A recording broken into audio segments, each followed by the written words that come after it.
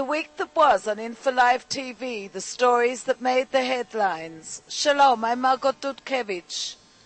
The first state ceremony to mark the Second Lebanon War was held this week, and bereaved parents lashed out at Prime Minister Olmert, who failed to attend. BBC reporter Alan Johnston was freed from captivity in Gaza, and there was public outcry over a decision to offer former President Katsav a plea bargain. Prime Minister Olmert, in an attempt to hold his government together, held a cabinet reshuffle, and Hamas television, its last episode of the Mickey Mouse lookalike, showed Farfour being beaten to death by a Jew. An official state ceremony mourning the soldiers and civilians killed in the Second Lebanon War was held at Mount Herzl on Monday. Bereaved families expressed outrage at Prime Minister Ehud Olmert's refusal to attend the service. But former Defense Minister Olmert won back their respect when he attended the service. During the day, memorial services were held at Kfar Giladi, as well as at the Railway Authority repair shop in Haifa. And families gathered at the position 105 in the northern border. Defense Minister Ehud said the IDF's deterrence must be again restored. To honor the fallen, Info Live TV brings the stories of two soldiers, American Michael Levine, an inspiration in life and death, and French soldier Johan Zalbiv, killed in battle with Hezbollah.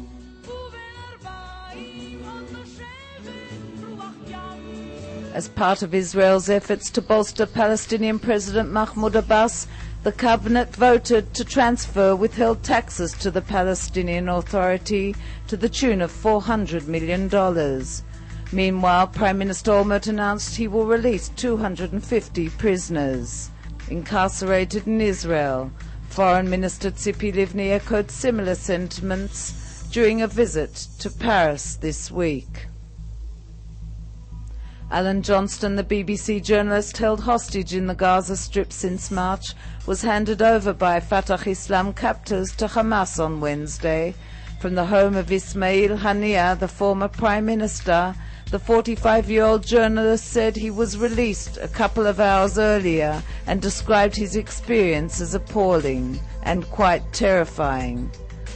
Meanwhile, according to reports, Hamas rewarded the Islam Army who held Johnston, giving them weapons and ammunition. And the fate of IDF soldier Gilad Shalit is still unclear.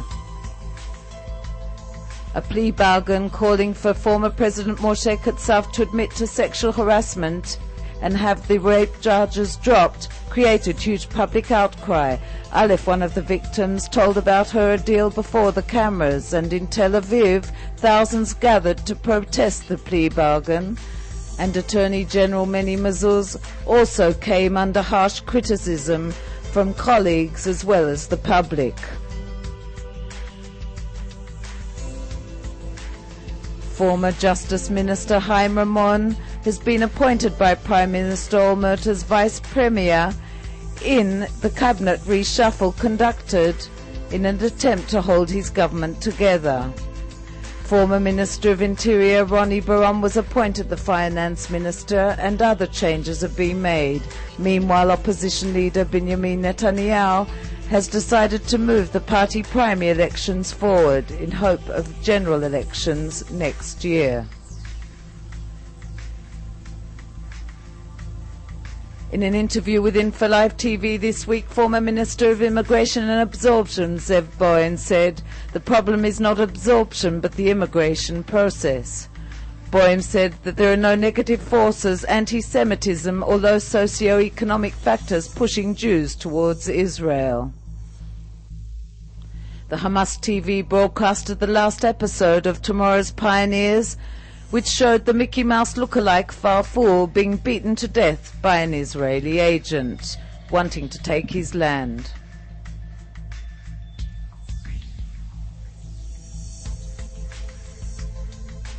Good news in the high-tech industry. Elisha Yanai, chairman of the Association of Electronics and Software Industry, said the industry requires an additional 100,000 workers and said he wants to expand the industry to $32 billion by 2015. The next minutes are dedicated to Udi Goldwasser, Eldad Regev and Gilad Shalit, still held in captivity. That's all for this week on InfoLive TV.